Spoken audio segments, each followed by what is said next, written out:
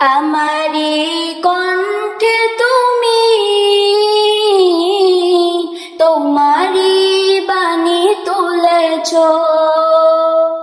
বুকের দেরাজে তুমি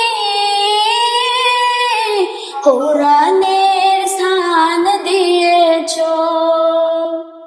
এত ভালোবাসো কেন মালিক আমায়, কি করে শুকুর তার করি আদায়। এত ভালোবাসো কেন মালিক আমায়, এত ভালোবাসো কেন মালিক আমায়। পৃথিবীর দিকে দিকে ওজুদ রে দে, কণ্ঠ আমার নামে তোমার গীতে।